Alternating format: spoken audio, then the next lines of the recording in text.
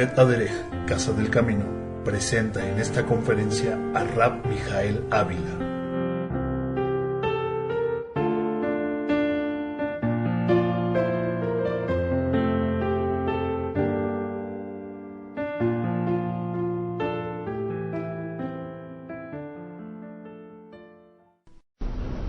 En este Shabbat, el día 2 de Lul del año 5763, 30 de agosto del 2003, nos corresponde la lectura de la Perashá Shavua, la porción semanal, titulada Shoftim, que significa literalmente jueces. Y vamos a leer el libro de Devarim, Deuteronomio capítulo 16, Devarim 16, verso 18. Devarim 16, verso 18. Recuerden que estamos leyendo el último libro correspondiente al ciclo anual de esta porción titulada Perashá, y dice así la escritura: jueces y guardias o oficiales designarás para ti en cada una de tus tribus, en todas las ciudades que el Eterno tu Dios te da, y juzgarán al pueblo con juicio recto. El Eterno es el que les manda precisamente a nuestro pueblo que tuvieran dentro de la forma de gobernar de nuestro pueblo precisamente jueces y guardias o oficiales, según la traducción. Vamos a la enseñanza de este Shabbat. Tenemos que entender que el Eterno le ha dado su pueblo a nosotros, a todo el cuerpo dentro de Israel y de todo el cuerpo creyente que, no siendo hijo de Israel de sangre, ha venido a adscribirse al mismo pacto, su voluntad. Y nos tiene que quedar bien claro una cosa: el Eterno dio su voluntad porque nos quiere hacer bien, y eso no lo tenemos nunca que quitar de la mente. En los tiempos de Yeshua, ¿se acuerdan ustedes? Él da su vida por su pueblo, y a través de ese sacrificio expiatorio también se hace verdaderamente claro la entrada de todo el pueblo gentil dentro del pueblo de Israel. Y se acuerdan ustedes, después de que Él asciende, nuestro pueblo empieza a transcurrir su historia, y no es hasta el capítulo 15 cuando entra un cisma dentro del pueblo, porque ellos están discutiendo al respecto de qué se les deberá demandar a aquellos hombres que, siendo gentiles, vendrían a recibir la voluntad del Eterno. Y por cuanto los pueblos gentiles, idólatras, extranjeros, tenían costumbres que no les eran propias dentro de nuestro pueblo, pues los ancianos, dice la Escritura, juntamente con los apóstoles, determinan darles unos dogmas. Vamos a Hechos capítulo 15. Este es uno de los capítulos que más se utiliza, sobre todo para tratar de demostrar de alguna manera que los gentiles no les corresponde guardar la voluntad del Eterno. Solamente a los gentiles, según la enseñanza tradicional evangélica, se les manda seguir estos mandamientos, pero les evita, según la perspectiva evangélica, guardar todos los mandamientos. Entonces, en todo este capítulo nos encontramos con dos varones. El primero de ellos es Kefá, y el segundo de ellos es Shaul, los cuales están defendiendo a la entrada o la incursión de los gentiles dentro del verdadero olivo. Y después de un tiempo de discusión, determinan una cosa, y vamos al capítulo 15, verso 19, en donde están en este versículo determinando cuál es precisamente lo que se les debería demandar a estos llamados Goy o gentiles. Verso 19 dice la Escritura: por lo cual yo juzgo que no se inquiete a los gentiles que se convierten al Eterno, sino que se les escriba que se aparten ¿de qué?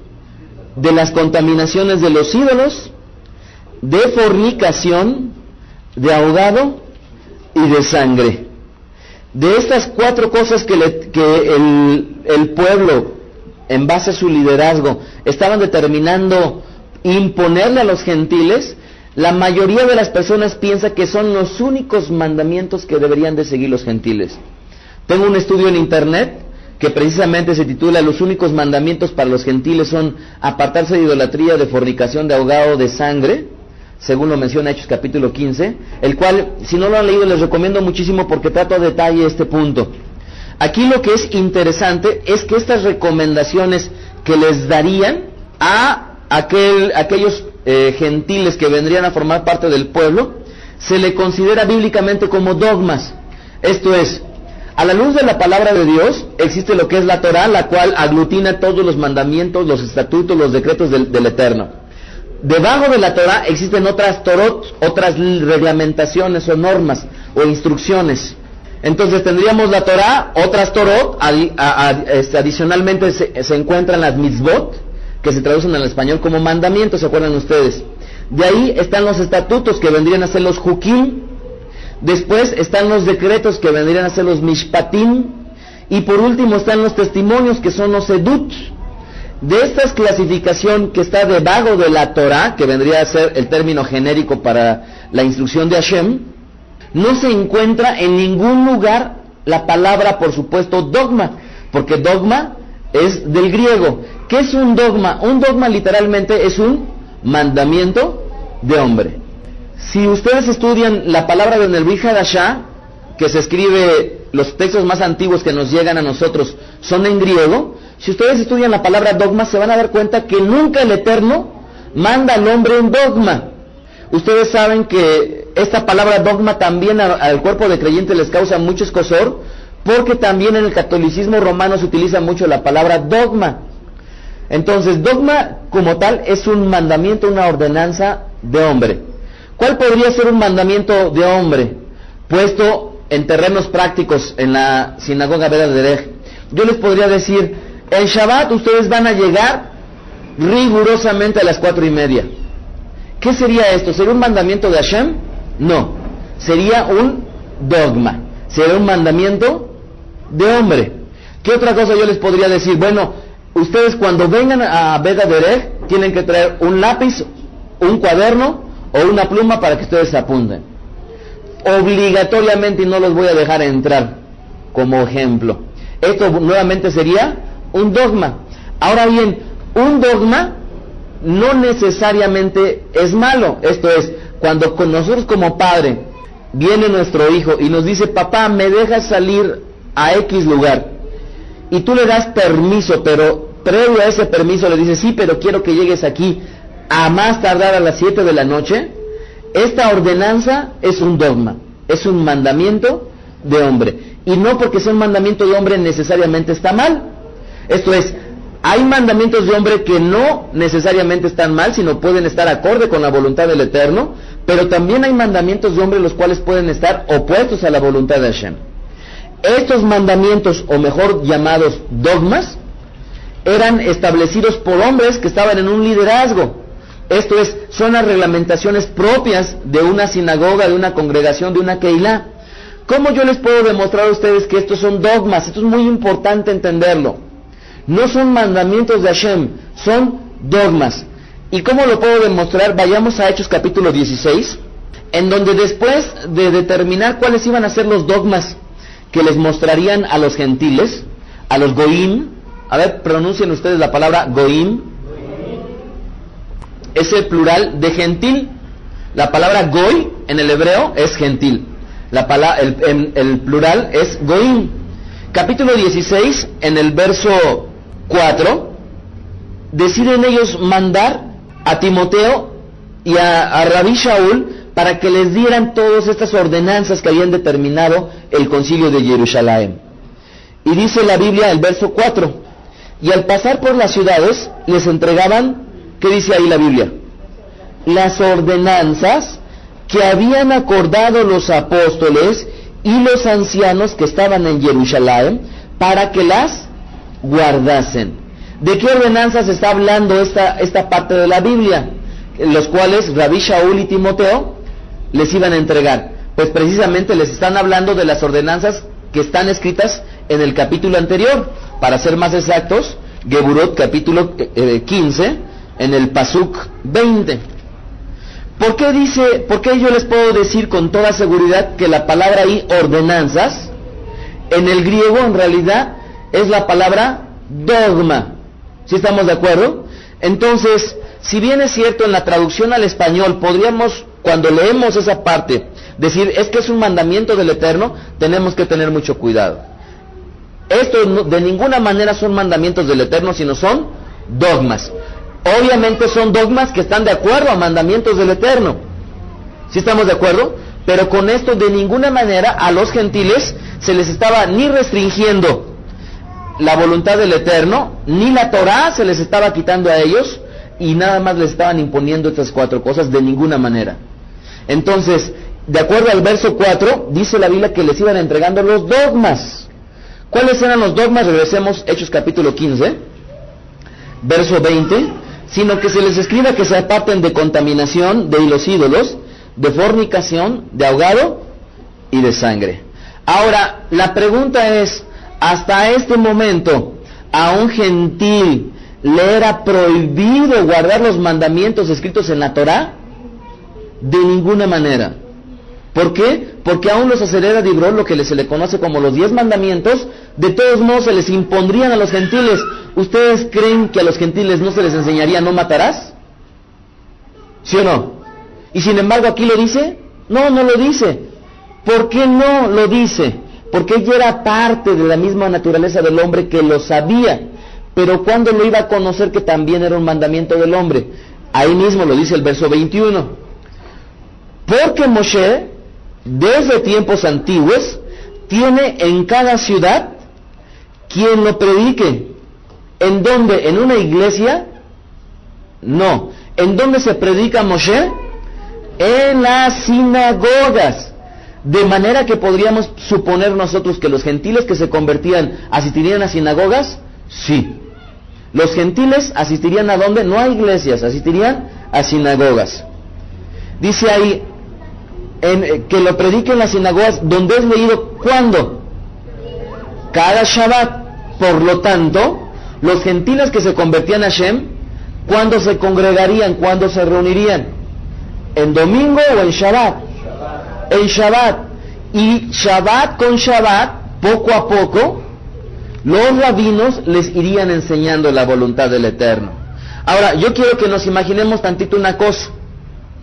Hace aproximadamente 1997, 98 años, estaban los talmidim de Yeshua reunidos.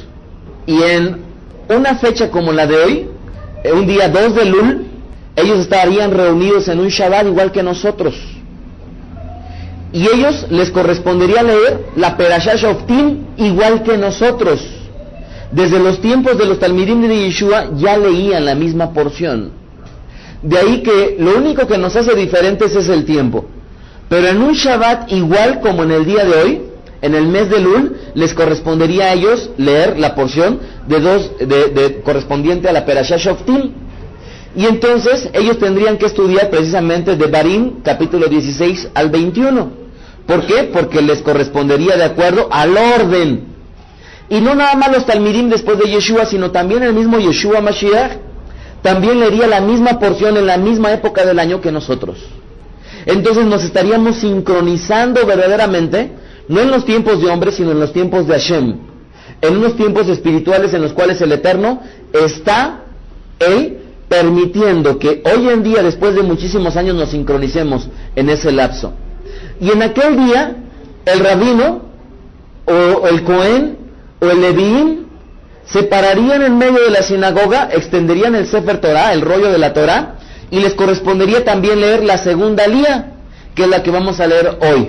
Devarim, capítulo 14, verso 3. Deuteronomio, capítulo 14, verso 3. Entonces, en una fecha como muy parecida a la que estamos el día de hoy, los Yehudim reunidos en una sinagoga, juntamente con los Goim, que ya no vendrían a ser Goim, sino ahora serían parte del mismo pueblo, leerían la segunda alía correspondiente de Devarim, capítulo 14, verso 3. Y ellos se pondrían de pie tal y cual lo vamos a hacer hoy. Vamos a ponernos de pie. Y vamos a leer juntos esta porción que corresponde a la segunda alía de la Perashá Ashavua, titulada Shoftim. Leamos. Nada abominable comerás. Estos son los animales que podréis comer: el buey, la oveja, la cabra, el ciervo, la gacela, el corzo, la cabra montés, el íbice, el antílope y el carnero montés, y todo animal de pezuñas que tiene hendidura de 2 uñas, y que rumiara entre los animales, ese podréis comer. Pero estos no comeréis, entre los que rumían, o entre los que tienen pezuña hendida, camello, liebre y conejo, porque rumían, mas no tienen pezuña hendida, serán inmundos.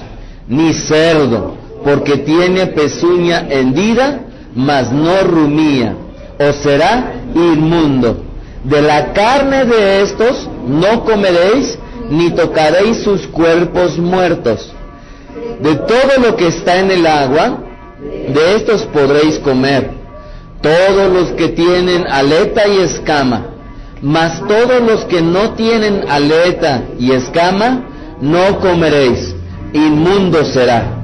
Ave limpia podréis comer, y estas son las que no podréis comer: el águila, el quebrantahuesos, el azor, el gallinazo, el milano, según su especie, todo cuervo según su especie, el avestruz, la lechuza, la gaviota y el gavilán según su especie, el búho, el ibis, el calamón, el pelícano, el buitre, el somormujo, la cigüeña, la garza según su especie, la bubilla y el murciélago. Todo insecto alado será inmundo, no se comerá. Toda ave limpia podréis comer, ninguna cosa mortecina comeréis. Al extranjero que está en tus poblaciones la darás, y él podrá comerla, o véndela a un extranjero, porque tú eres pueblo santo a Hashem. No cocerás el cabrito en la leche de su madre. Tomemos asiento. Esta es la segunda porción correspondiente a esta perashá, que debieron de haber leído, no nada más los talmidim después de Yeshua, los de la secta del camino, sino muchísimos años antes. Y en una fecha muy parecida a la de hoy, estarían leyendo exactamente lo mismo. Ahora yo les pregunto una cosa. Dice la Biblia que cuando los gentiles que se convertían, se les debería de mandar 4 cosas muy sencillas, las cuales deberían de observar sin que las entendieran. Esto es, obligatoriamente. Pero todo lo demás, ¿cuándo ellos lo iban a entender?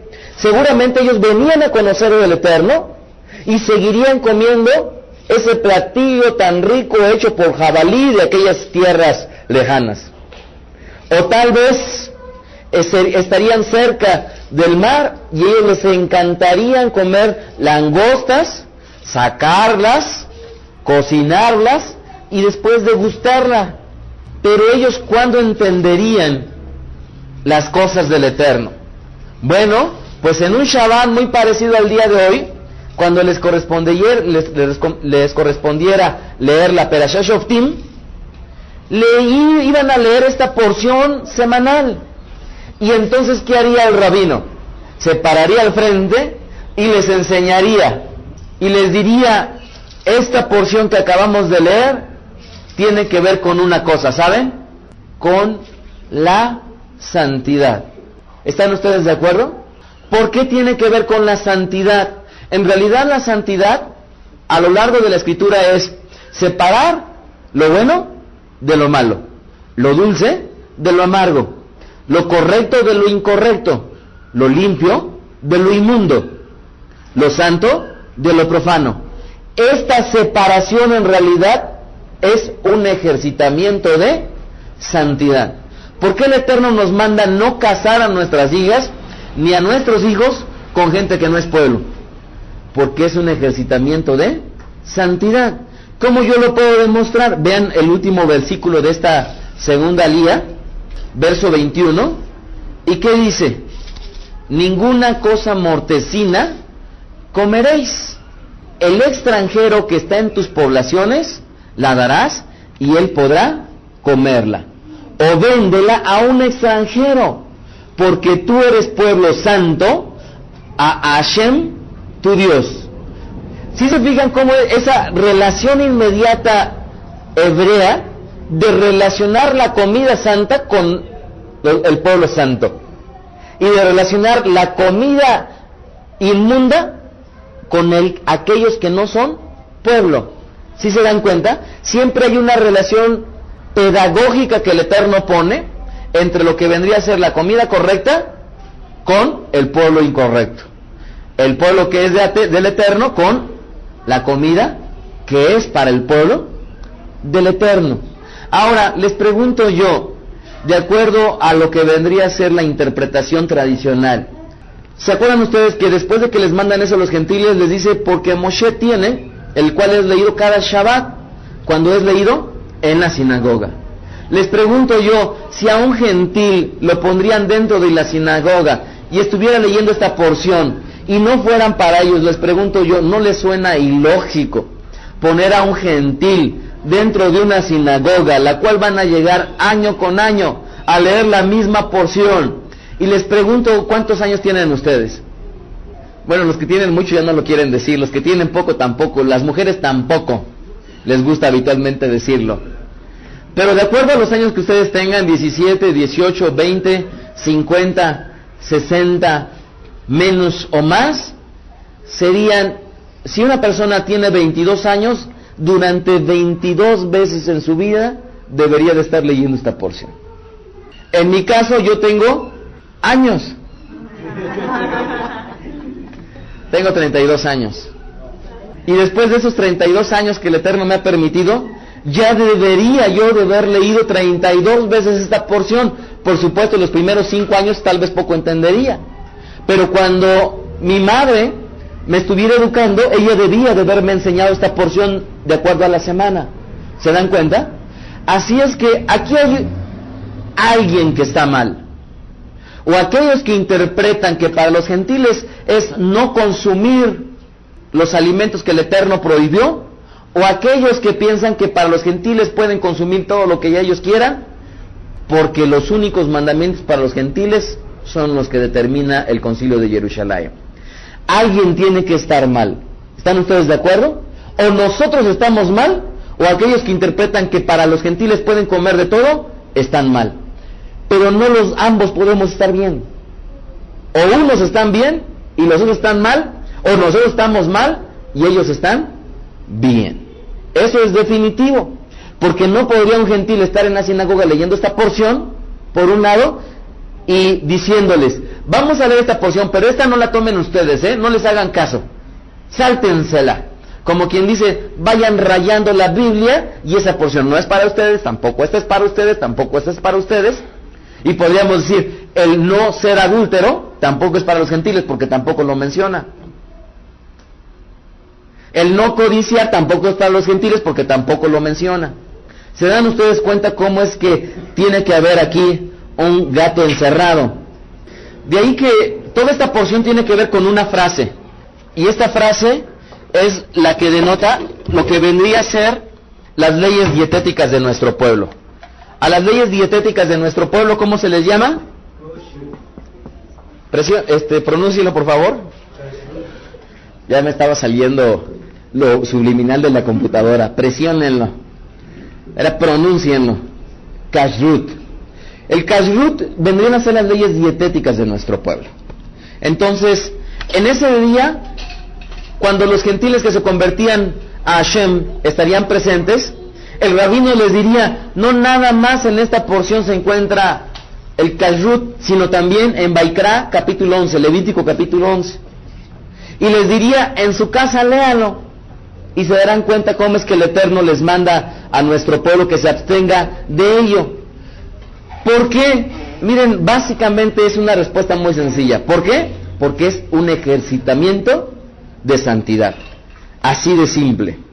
Ahora bien, yo me he encontrado a lo largo de mi corta existencia que existen gente que piensan que después de Yeshua ya no se guardó nada de la Torah, porque como Yeshua ya todo lo había cumplido, ahora ya nadie tenía necesidad de cumplirlo.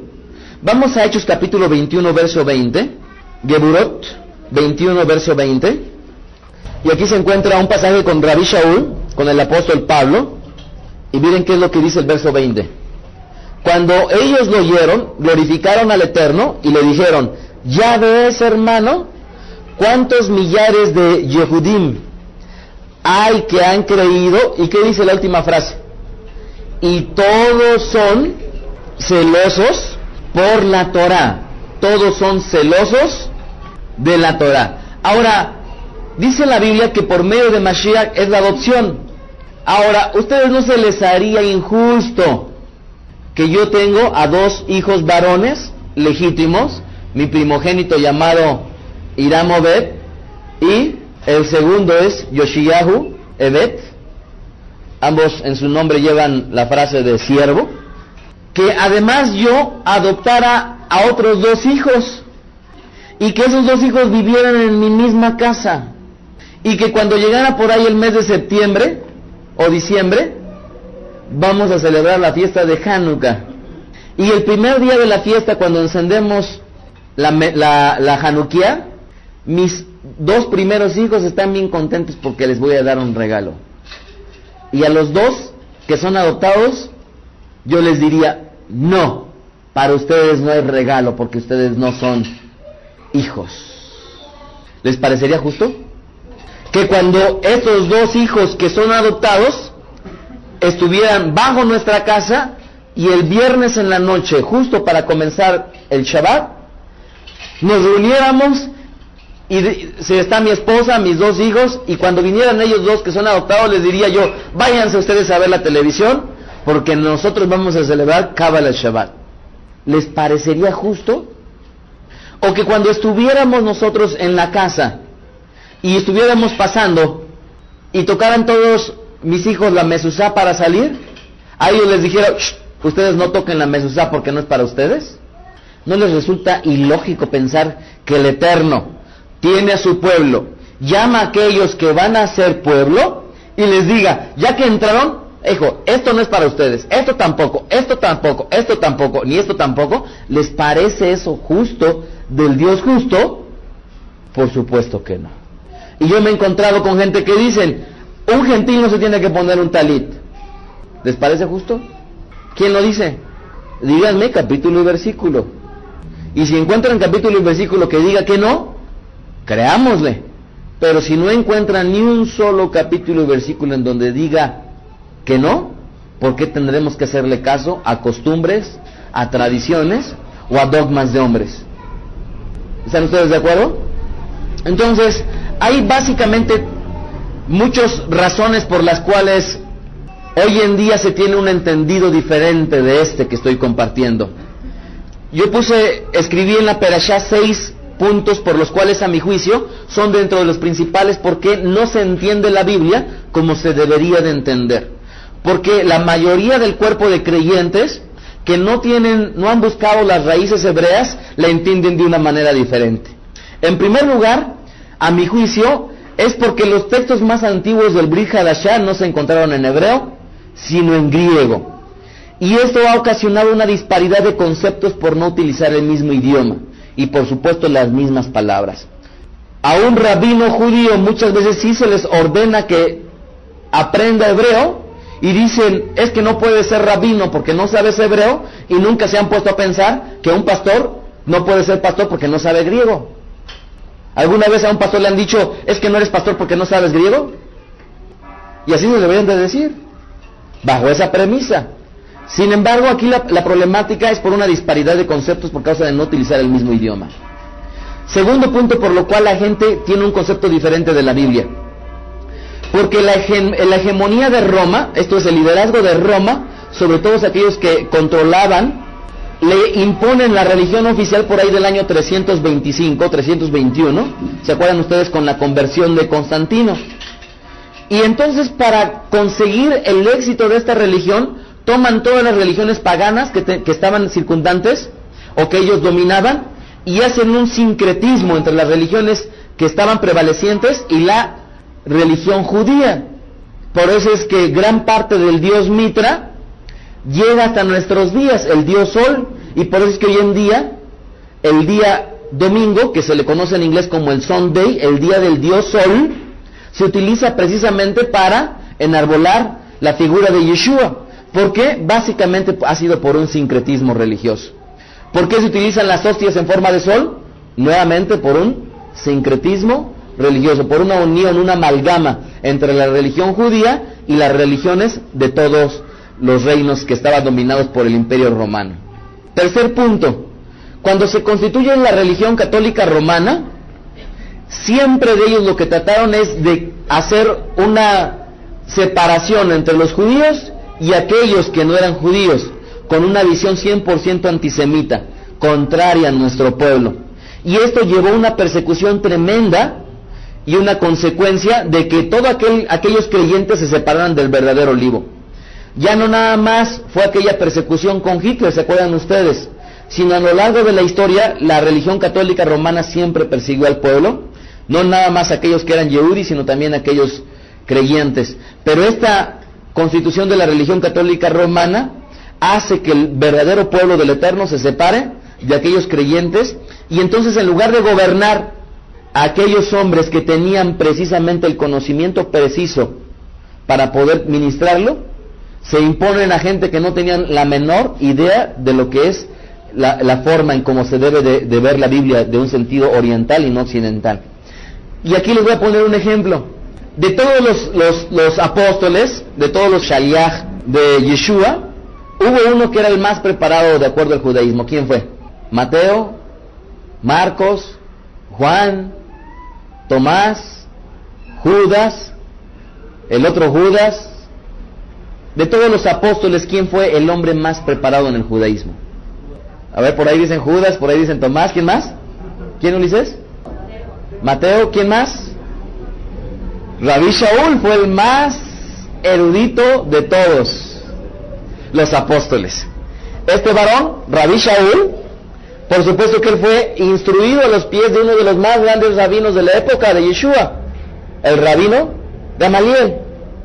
Y miren, al hombre más instruido en el judaísmo, al más entendido en las cuestiones judaicas, lo mandan ¿con quién? ¿Con los gentiles o con los judíos? Porque hubo otro varón llamado Pedro, Kefá, que junto a Shaul, cada uno tiene una tarea, un ministerio en especial. A Shimón Bar Yona, a Pedro, a Kefá, ¿a dónde lo mandaron? ¿Con los gentiles o con los judíos? Con los judíos.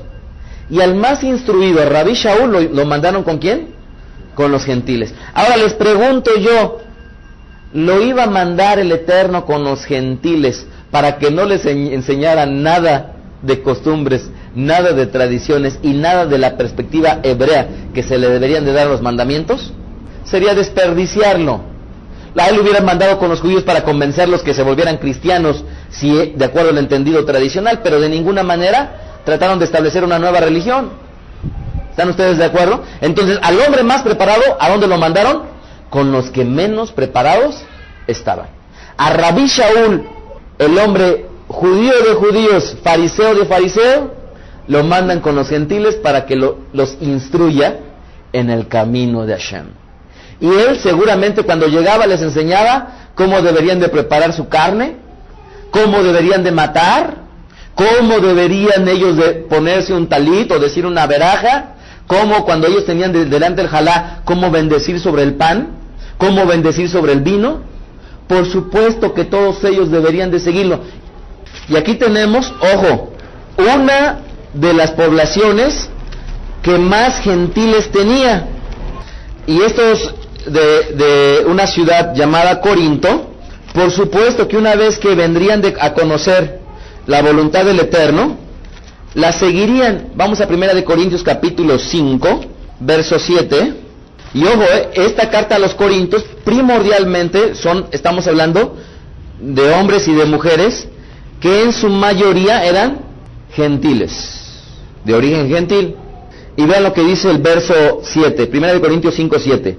Limpiaos pues de la vieja levadura para que seáis nueva masa, sin levadura como sois. Porque nuestro Pesaj, que es Mashiach, ya fue sacrificado por nosotros. Y hasta aquí podríamos decir, si ya fue sacrificado, ya no hay que celebrar Pesaj. Pero no, dice Rabí Shaul el verso 8. Así que celebremos la fiesta. ¿Cuál fiesta?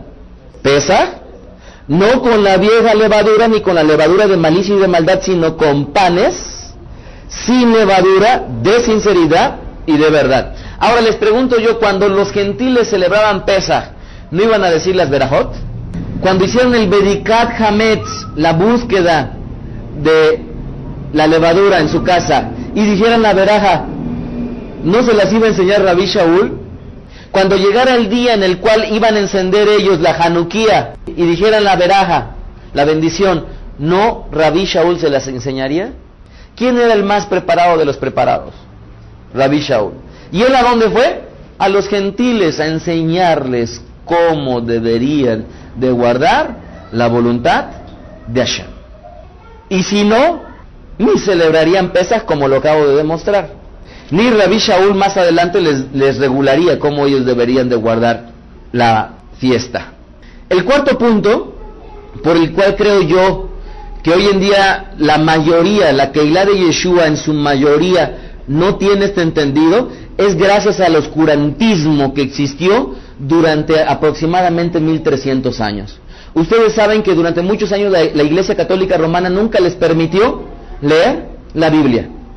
¿Cómo iban a saber la forma correcta para poder estudiar la voluntad del Eterno y hacerla? Nunca la iban a poder descubrir porque la Biblia no la tenían. Hasta por ahí del año 1525, cuando el Eterno levanta a un hombre llamado Martín Lutero, que rescata precisamente la Escritura y la lleva al vulgo, la lleva al pueblo para que todo el mundo la leyera y pudiera descubrir la verdad. Entonces es cuando nuevamente empieza la Keilah de Yeshua a empezar nuevamente a obtener aquella herencia que había perdido. Si se dan ustedes cuenta, hasta el año 1521 es cuando nuevamente se vuelve a rescatar la Biblia. Les pregunto yo, ¿por qué hoy en día las corrientes evangélicas tienen una perspectiva diferente? Básicamente debido al quinto punto que yo enuncio en la Perashá. Gracias a la Reforma Protestante, si bien es cierto, la Reforma Protestante recupera gran parte de su herencia, también se lleva consigo un gran lastre, una gran cobija que siguen hasta la fecha llevando a cabo. ¿Como cuál? ¿Por qué la Iglesia Cristiana Evangélica se reúne el domingo? No porque la Biblia lo diga, porque la Iglesia Católica Romana así lo impuso. ¿Por qué hoy en día se casan de acuerdo una boda cristiana a la usanza católica romana? Una vez una persona me decía con mucha razón, oye, yo creo que una boda en la Iglesia Católica Romana es más bonita que una cristiana. Y yo me le quedé viendo y reflexioné y dije, tienes razón. ¿Por qué tienes razón? Porque de entrada el aspecto es mucho más majestuoso en una Iglesia Católica Romana. Las formas, como que esas son las originales, y la Iglesia Cristiana como que más bien es una copia de la Iglesia Católica. ¿Cómo celebra la Iglesia Cristiana Evangélica la Santa Cena? ¿Porque la Biblia lo dice? No, porque es otro lastre de la Iglesia Católica Romana. Y como eso, muchísimas más herencias, que Baruch Hashem, el Eterno, ha venido poco a poco a muchos pastores, a muchos siervos del Eterno, trayendo nuevamente al camino que deberían ellos de seguir. Ya por último, el sexto punto, uno de los más grandes problemas que existe es que cuando se lee la Biblia, imagínense ustedes que tú le dices a tu vecino, oye, es que lee la Biblia, tú agarras y le das la Biblia y el vecino la empieza a leer, y cuando la empieza a leer, de repente se encuentra con que están los discípulos reunidos en la fiesta de Pentecostés, y cuando llega y te dice, oye, ¿qué significa eso de fiesta del Pentecostés? Y si salimos a la calle, se llevarán una sorpresa. Si a mucha gente le preguntamos qué es el Pentecostés, la mayoría de la gente podría decir, es una denominación cristiana. Ténganlo por seguro. ¿Y qué podrían enseñar de la fiesta de Pentecostés o la fiesta de Shavuot? ¿Sabrían que el nombre correcto es Shavuot? Entonces la gente, cuando se pone a estudiar la Biblia, en lugar de leerla con una perspectiva hebrea, la leen con una perspectiva occidental. En lugar de entender que la Biblia fue escrita por judíos y para judíos, piensan que la Biblia se debe de quitar ese judaísmo y entonces interpretar la Biblia a la usanza tradicional, no impuesta por el cristianismo evangélico, sino impuesta por el catolicismo romano. Entonces, tenemos que decir una cosa, al pan, pan, y al vino, vino. Baruch Hashem, el Eterno sigue cambiando las cosas, y por eso es que hoy en día en muchas congregaciones que no les ha llegado la luz de muchas cosas, pero sí han entendido otras tantas. ¿Como cuáles? Hoy en día es común ver en una congregación un shofar. Y les pregunto yo, ¿por qué? Porque el Eterno poco a poco está transformando las congregaciones. ¿Por qué muchas congregaciones hoy en día de repente te encuentras a los pastores estudiando la perashá de nosotros o la perashá de muchos otros sitios? Porque poco a poco el Eterno está restaurando a su amada, a su Keilah. No tienen ni idea cuántas preguntas de pastores respondo en la semana. Muchísimas preguntas de pastores, y me da mucha risa porque muchas veces quieren que yo hasta predique. ¿Y en qué sentido? Rabino, me gustaría por favor que me enseñara al respecto de la iglesia de Sardis y me diera su punto de vista. Y yo por acá me quedo leyendo, y sí, chucha, ¿y no quieres que te lo predique también? Digo que no se pueden poner a estudiar, y me refiero a una duda, es duda, y quieren que les haga sus estudios. Entonces Baruch Hashem, el Eterno, ha venido transformando su voluntad poco a poco. Los rabinos pudieron ellos contabilizar en el Tanaj 613 mitzvot. ¿Se acuerdan ustedes? Lo que vendrían a ser los tzitziot. La palabra tzitzit como tal, de acuerdo a su numerología, da como resultado 600, ¿se acuerdan ustedes? Y de ahí, ¿qué más han enseñado? ¿Quién se acuerda? Para dar los 613 se tienen que contabilizar los nudos más los mascara tzitzit. ¿Se acuerdan ustedes? Y eso va a dar como consecuencia 613. Entonces los rabinos han contabilizado 613 mandamientos, los cuales en esencia se dividen en dos categorías: mandamientos positivos y mandamientos negativos. Mandamientos que en el hebreo se le conocen como lo tasé, esto es no hacer, y mandamientos que se le conocen como tasé, mandamientos de hacer.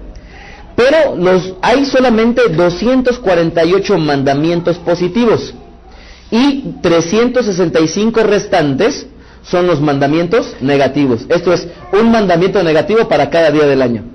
Y según los rabinos, 248 correspondientes a los 248 miembros que tiene el cuerpo humano. Eso no lo he podido constatar, pero es lo que dicen los rabinos. Bueno, sería constatar.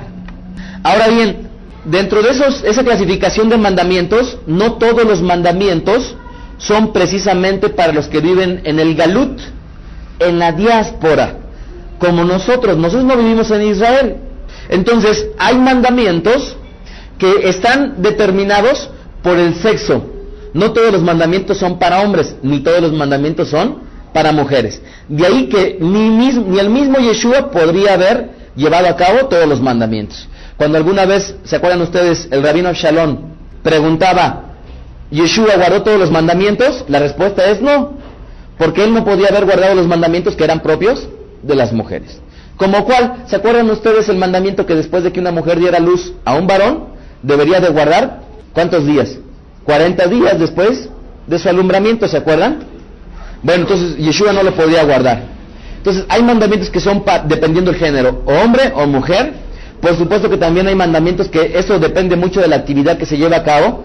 Hay mandamientos solamente para Kohanim, para sacerdotes. Hay mandamientos solamente para reyes. Hay mandamientos solamente para aquellos que han cumplido el voto del nazareato. Por lo tanto, dentro de esos 613 mandamientos, ¿cuántos mandamientos hoy en día nosotros, de acuerdo a los rabinos, podríamos llevar a cabo en la diáspora? Solamente 271 mandamientos. Y dentro de esos 271 mandamientos son 77 mandamientos positivos y 194 mandamientos negativos. Les pregunto yo, ¿cuántos artículos tiene la Constitución mexicana? 136 artículos. Y dentro de ellos, cuando se constituyó por primera vez esta Constitución, tenía 22.039 palabras originales. Hoy en día ya tiene más de 45.000 palabras la Constitución mexicana con sus 136 artículos. Esto es mucho más vasta que los 271 mandamientos que podríamos nosotros seguir, porque esos 271 mandamientos los podríamos resumir en breves frases. Por lo tanto sería fácil poder aprenderlos. Ahora bien, en general la concepción tradicional tiene 3 puntos por los cuales piensan que pueden comer lo que quieran. Esto es, el cristianismo evangélico en su mayoría que piensa que hoy en día todos los creyentes pueden comer lo que quieran, se basan básicamente en 3 premisas. La primera es la que hemos platicado 1,000,000 de veces, la visión de Pedro. Pero vayamos a Hechos capítulo 10. Y aquí yo voy a anunciar varias premisas o varias consideraciones. Hechos capítulo 10. ¿Se acuerdan ustedes en Hechos? Pedro está recibiendo una visión, la cual le bajan un lienzo con animales inmundos y le dicen, Pedro, levántate, mata y come. Y tenía hambre como hoy yo la tengo. Y entonces Pedro, después que ve la visión, le dice, no, porque ninguna cosa común o inmunda he comido yo jamás. La primera consideración al respecto de esta visión es que una visión, entiéndanlo bien, una visión no se come. Si alguien sacara este versículo o este capítulo y te dijera, mira aquí como Pedro le está mostrando que coma cualquier animal inmundo, ustedes le tienen que decir no, porque fue una visión y Pedro nunca comió, porque una visión no se come. Segunda consideración es que si el Eterno a alguien de nosotros nos va a dar una visión, toda visión tiene un significado. Y para esto vamos al verso 17, Hechos capítulo 10, verso 17. Estos puntos que yo les estoy diciendo se los deben de memorizar. ¿Por qué? Porque es importantísimo defenderlo cuando nos pregunten la gente. Hechos capítulo 10, verso 17, dice la Escritura: y mientras Pedro estaba perplejo dentro de sí sobre lo que significaría la visión que había visto, he aquí los hombres que habían sido enviados por Cornelio, los cuales preguntando por la casa de Simón, llegaron a la puerta. ¿Sí se dan cuenta que Pedro está preguntándose qué significado tiene la visión? ¿Están ustedes de acuerdo? Entonces, segunda consideración es que toda visión tiene un significado.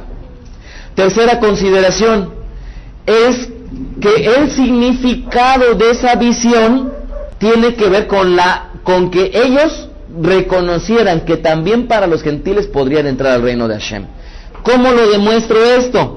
Vean el verso 14, hay una frase que va a enlazar el significado de la visión. El verso 14 dice: entonces Pedro dijo, Señor, no, porque ninguna cosa común o inmunda he comido jamás.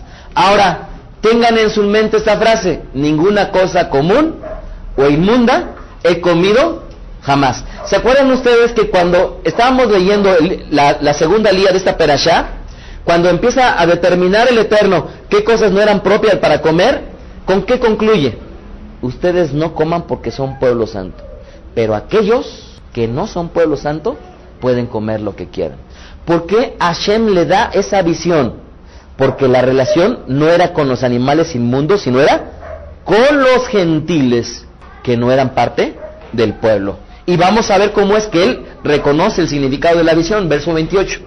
Estos versos los deberían de marcar ahí en su Biblia, porque cuando los pregunten deberían ustedes rápidamente de demostrarlo. Verso 28.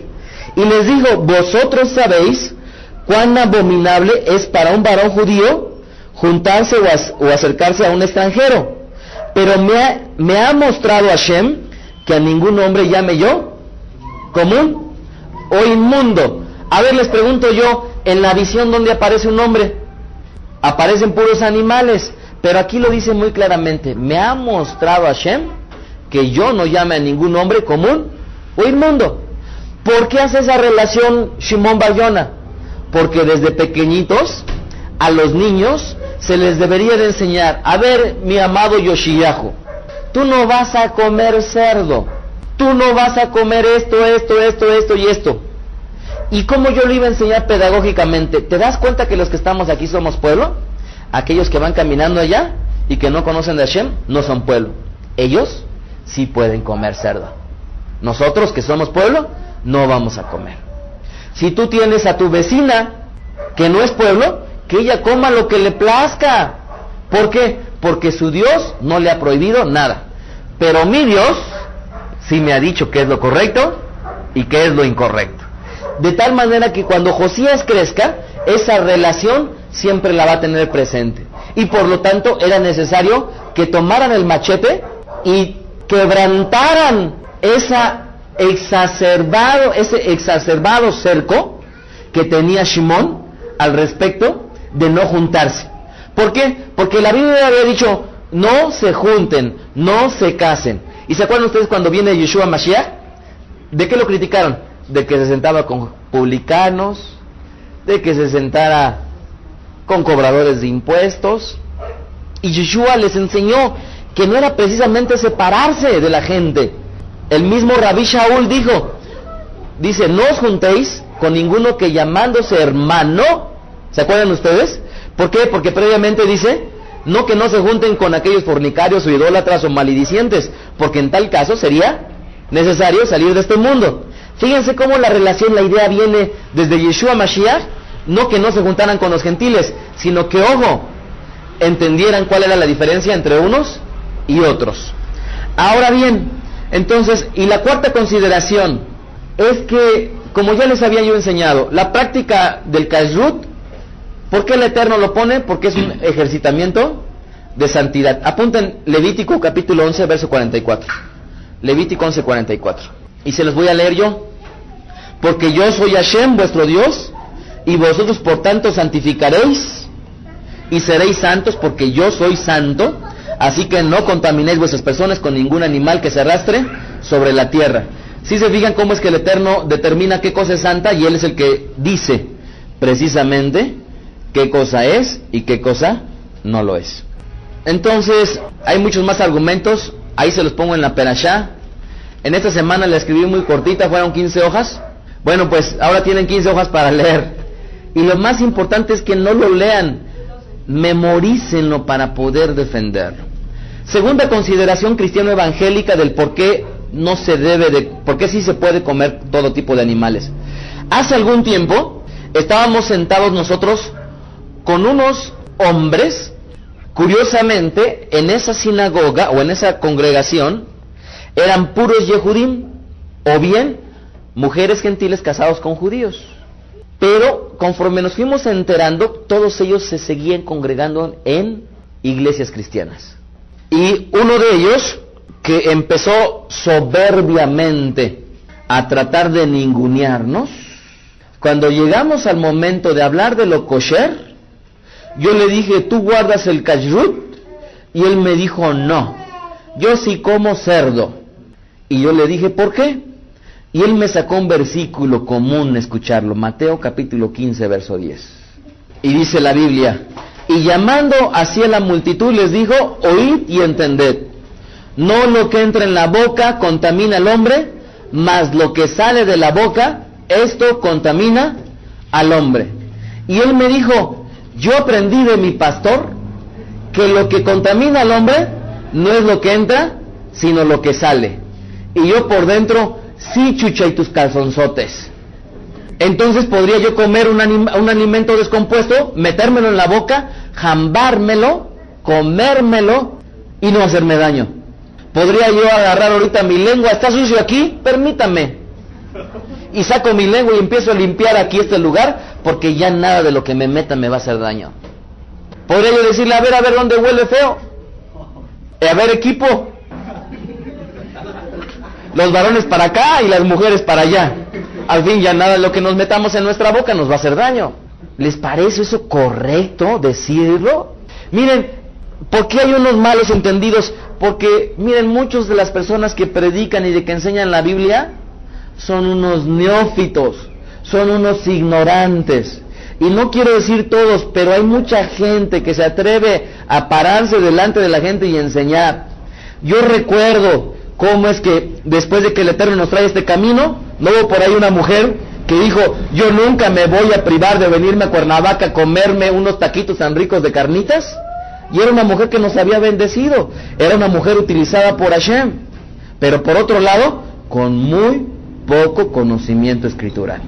En la Biblia hay algo que se le conoce como figuras retóricas. ¿Qué son las figuras retóricas? Las figuras retóricas son formas literarias de escribir la Biblia. Estas figuras retóricas tienen varias formas en las cuales se ilustran con personajes, con símbolos, con eventos, grandes verdades que para los hombres es más fácil entender. ¿Se acuerdan ustedes por qué Yeshua utilizó muchas parábolas? Porque así la gente entendía más fácilmente. Existe una figura retórica que se le conoce como la hipérbole. ¿Qué es la hipérbole? Es la explicación simplificada basándose en la exageración de algo. Es como yo dijera, ahora en Yeshua ya no hay gentil, ya no hay judío, ya no hay griego, ya no hay escita. Todos somos uno en Yeshua Mashiach. Entonces, ¿qué te parece, Alejandro? Vamos a casarnos. Porque en Yeshua ya no hay varón y ya no hay mujer. Entonces ya me puedo yo casar con quien yo quiera.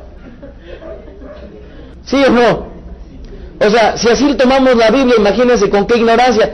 Pues, ¿qué te parece si dejamos a nuestras mujeres, Yohanan? Creo que nos llevaríamos mejor.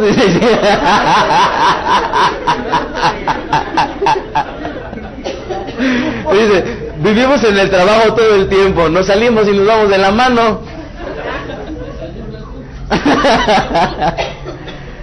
Pero entiendan una cosa, miren mis amados hermanos, cuando les diga a la gente, es que en Yeshua ya no hay varón, ya no hay judío, ya no hay gentil, pamplinas, el contexto se refiere a que todos somos iguales delante de Hashem. Un judío no es más que un gentil, punto. Y muchas veces se van a encontrar ustedes con judíos que se van a sentir mucho por ser judíos. Delante del Eterno no es uno más, ni el otro es menos. Simple y sencillamente todos somos uno delante de Hashem. Baruch Hashem. Entonces, cuando dice la Biblia, porque lo que contamina al hombre no es lo que entra, sino lo que sale, hay que ver el contexto. ¿Están ustedes de acuerdo? Hay que ver el contexto. Y el contexto precisamente, Yeshua les está hablando de una práctica, y ojo, nosotros conocemos el Netilat Yadayim. ¿Qué es el Netilat Yadayim? Es una ceremonia que corresponde al lavado de las manos, que su traducción correcta, en lugar de ser lavado de manos, sería alzado de manos, porque la palabra Netilat tiene que ver con alzar y no tanto con lavar. Esta ceremonia ritual consiste, ¿se acuerdan ustedes en el Kabbalah Shabbat? Tomamos la jarra con agua, vertemos primero sobre nuestra mano derecha, con la palma extendida hacia el cielo, 3 veces el agua, después con nuestra otra mano, y este es un lavado ceremonial, es un acto físico. Les pregunto yo, ¿es importante llevarlo a cabo? ¿Nos vamos a ir al infierno por no hacerlo? No. Simple y sencillamente es una bonita ceremonia que simboliza la pureza que deberíamos de tener, pero que de poco sirve si no la tenemos internamente. Yo podría llevar a cabo muy bonito el Netilat Yadayim, y por ahí mi esposa decirme, ay, qué bonito voltear las manos, pero de nada me sirve si yo internamente no estoy limpio. Le preguntaba yo al rabino Abshalom, tomé el teléfono y le dije, ¿tú te lavas las manos antes de hacer el Netilat Yadayim? Por supuesto, me dijo el rabino Abshalom. ¿Por qué? Pues porque obviamente el Netilat Yadayim no exime que te agarres el jabón, te laves tus manitas con un jabón que te va a permitir quitarte las bacterias, y que no necesariamente eso es el Netilat Yadayim. ¿Sí están ustedes de acuerdo? Cuando vienen los Yehudim con Yeshua y les dicen, ¿por qué tus discípulos no se lavan las manos conforme a la tradición de los ancianos? No se estaba refiriendo a que no se lavaban las manos con jabón, sino estaba refiriendo a que no hacían la ceremonia ritual. Ya les platicaba yo que en Argentina está el primer McDonald's kosher. Y en Argentina llegas al McDonald's, no en todos los McDonald's, o sea, solamente hay un McDonald's kosher. Llegas al McDonald's y tienes tu jarrita y haces tu lavado ritual de manos. Entonces, la crítica que le estaban haciendo a Yeshua era, ¿por qué no se lavan las manos? Y es como decir hoy en día, a ver, Ari Jacob, el día de ayer hiciste el Netilat Yadayim, y él me dice, no, es que fíjate, te vas a ir al infierno. Y esta tremenda lápida que pone la corriente legalista, vamos a verla desde el punto de vista de Yeshua. ¿Por qué Yeshua les dijo eso? Vean el verso 15 de Mateo 15. Y si no lo ven, yo se los leo. Respondiendo Kefá le dijo, explícanos esta parábola. Yeshua les dijo, ¿también vosotros aún son sin entendimiento? ¿No entendéis que todo lo que entra en la boca va al vientre y es echado en la letrina? Pero lo que sale de la boca, del corazón sale, y esto contamina al hombre, porque del corazón salen los malos pensamientos, los homicidios, los adulterios, las fornicaciones, los hurtos, los falsos testimonios, las blasfemias. Estas son cosas con las que contaminan, estas cosas son las que contaminan al hombre, pero el comer con las manos sin lavar no contamina al hombre. Ahora les pregunto yo, ustedes imagínense que Yeshua les está diciendo comer sin las manos sin lavar no contamina al hombre, y que esto lo leyera un médico hoy en día, y que les mostráramos, no, la Biblia dice que ya no hace falta que yo coma, o mi hijo, Irán, lávate las manos, no, porque Yeshua dijo que no me contamino si no lavo las manos. Por supuesto, se no está refiriendo a lavarse las manos, está refiriéndose al entendido del Netilat Yadayim. Pero ¿cómo lo podría entender una gente que no sabe ni siquiera qué es el Netilat Yadayim?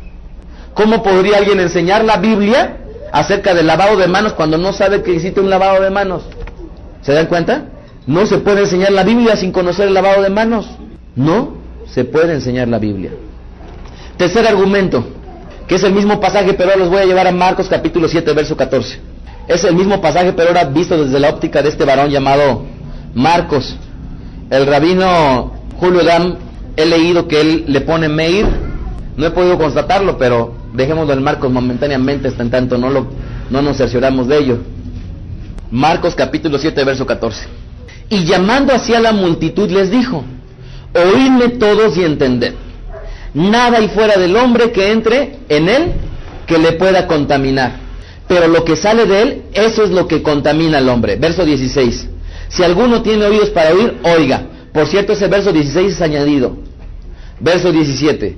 Cuando se alejó de la multitud y entró en casa, le preguntaron sus discípulos sobre la parábola. Él les dijo: ¿también vosotros estáis sin entendimiento? ¿No entendéis que todo lo de afuera que entra en el hombre no le puede contaminar? Porque no entra en su corazón, sino en el vientre y sale por la letrina. Esto decía, fíjense ese verso, haciendo limpios todos los alimentos. ¿Sí lo leen ahí? Esto decía, haciendo limpios todos los alimentos. Aquí, en este parque, hay muchas ratas. Como Yeshua ya hizo limpio todos los alimentos, una vez más, a ver, equipo, agarren su resortera y vamos a cazar. ¿Por qué? ¿No acaso los hizo limpios ya todos? Ya podemos comer lo que querramos. Les platicaba yo la vez pasada, y ahora conversando precisamente con Yohanan, reflexionando en esto, yo le decía, oye, es que es increíble cómo Hashem, todos los animales que le es permitido al hombre comer, ninguno de ellos es carnívoro, ¿verdad? Todos ellos comen vegetales. Cuando un animal que es carnívoro come a otra carne, en realidad esa carne podría estar contaminada y a su vez ingerirla, y cuando nosotros los ingiramos, nuevamente contaminarnos. Yo les platicaba la vez pasada que en Discovery Channel había una tribu que era precisamente caníbales, y cada vez que un individuo se moría, ¿saben qué le hacían? Se lo comían. Pero se daban cuenta que durante generaciones los hombres morían, y morían de una enfermedad que hasta que no llegó la ciencia pudo identificar. ¿De qué moría esa tribu? De que cuando un hombre se moría por una infección determinada, y el hombre ingería esa carne humana contaminada con esa infección, el hombre que la ingería también se moría. Hoy en día se cree que el SARS, esa enfermedad respiratoria, se piensa que se originó precisamente porque en el oriente se consumen gatos. ¿Y el gato es un animal kosher, apto para el consumo? No. ¿El gato come carne? Sí. El gato sí se come las ratas. Y al momento en que en el oriente se comen al gato, se están comiendo al gato juntamente con las ratas que se come el gato. De hecho hacen un vino hasta de perro, ¿verdad? Agarran a los perros vivos y los avientan en un estanque con agua hirviendo y hacen un vino que dicen ellos que es muy rico, el cual no nos es permitido a nosotros comer. ¿Por qué el Eterno lo hace? Pudiéramos dar una respuesta intelectual, pero los rabinos dicen una cosa: esta reglamentación del kashrut está tipificada dentro de lo que vendrían a ser los mandamientos que se le conocen como Hok en singular, Hukim en plural, y son estatutos que el Eterno mandó que no necesariamente tienen una respuesta de índole intelectual. Esto es, el kashrut, si bien es cierto, podríamos encontrar que el Eterno manda no comer cerdo porque el cerdo es cerdo, Esto es, porque el cerdo es un marrano, porque el cerdo es un cochino, porque el cerdo no tiene glándulas sudoríparas, esto es, no suda, y porque cuando no suda, el cerdo, todas esas toxinas se las mete en la carne. Yo estaba estudiando al respecto de ello y me encontré con un varón, el doctor Hans Henrich, en donde decía algo muy interesante. Y es que, miren, cuando habla uno de cerdo, me ha tocado infinidad de veces, cuando de repente saben que tú no comes cerdo y es un creyente, te dicen, oye, pero ¿por qué no comes cerdo? Tú deberías de comer cerdo. La Biblia dice que ya deberíamos de comer todo. Y tú les dices, y le empiezas a mostrar, y les duele que les digas que no coma cerdo. Y este médico, el doctor Hans Henrich, escribe en un artículo, y dice, la adicción al cerdo. Aquellos seres humanos que se acostumbraron a consumir esta carne, llegan a ser prácticamente adictos a ella. Y él lo demuestra ¿cómo? Basta oír las protestas de los enfermos, cuando en vista de sus dolencias crónicas, me resuelvo a prohibírselas. ¿Se acuerdan ustedes cuando llegan malos del corazón, o del colesterol, o de lo que sea, del estómago, cualquier cosa? No coma cerdo. Y dice, el psiquiatra, el doctor Hoffman, de Mannheim, examinó el asunto y llegó a la conclusión de que la inmensa mayoría de los consumidores de cerdo, analizados por él, cumplían a cabalidad con las condiciones para considerarlos adictos. ¿Existe la adicción al cerdo? Los porcinómanos encuentran toda clase de disculpas para comer puerco. Rechazan enfáticamente la culpabilidad del animalito en sus dolencias y justifican su menú con toda clase de razonamientos, al igual que hacen los fumadores y los bebedores. A quienes se les ha podido liberar de la afición a la carne porcina, termina esta produciéndoles asco, y la reconocen si alguna vez equivocadamente la sirven en su plato. Algo similar ocurre con aquellos exfumadores que de pronto huelen un cenicero trasnochado y les da, por supuesto, asco. Ahora, si alguien es enseñado así por su pastor y después de que todavía les muestra esto, sigue enseñando lo contrario, ya no es problema de la persona, sino es problema y es juicio sobre su pastor.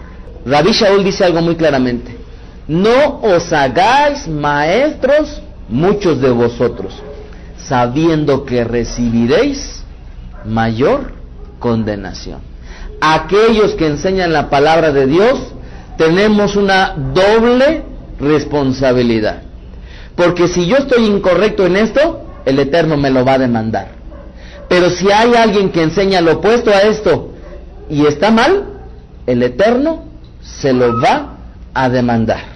Si yo enseño que el domingo es el día del Señor y no tengo los argumentos bíblicos para enseñarlo, el Eterno me lo va a demandar. ¿Están ustedes de acuerdo? Por lo tanto, todos aquellos que no hacen y no guardan la voluntad del Eterno, ya bien sea nosotros o cualquier otro, pues es un juicio que el Eterno precisamente trae sobre cada uno. Tengo mucho más para compartirles, pero quiero terminar con esto, con esta reflexión. Cuando ustedes enseñen, tienen que enseñarlo con argumentos, y si no, guárdense de enseñarlo. Les voy a dar la perashá, la cual yo les suplico, les ruego de la manera más atenta que tengan ustedes la oportunidad de estudiarla, hagan sus apuntes en su Biblia, y por favor, cuando llegue el momento de defender, no defiendan lo que enseña el rabino Mijael Ávila, no defiendan lo que enseña Beth Aderech, defiendan a la voluntad de Hashem. Y a todos aquellos que estudian y que leen y que están escuchando esta perashá en todos los países del mundo a los cuales les llega, desde la sinagoga Beth Aderech les mandamos una bendición. Shalom Ubraja. Escuchaste a Rab Mijael Ávila. Para conocer más de sus conferencias, visita la página betaderech.com. Síguenos en las redes sociales, YouTube, Facebook, Twitter. Búscanos como Mijael Ávila. Si deseas adquirir alguna conferencia o estudio particular, escríbenos al correo mijael@betaderech.com. Shalom Alejem.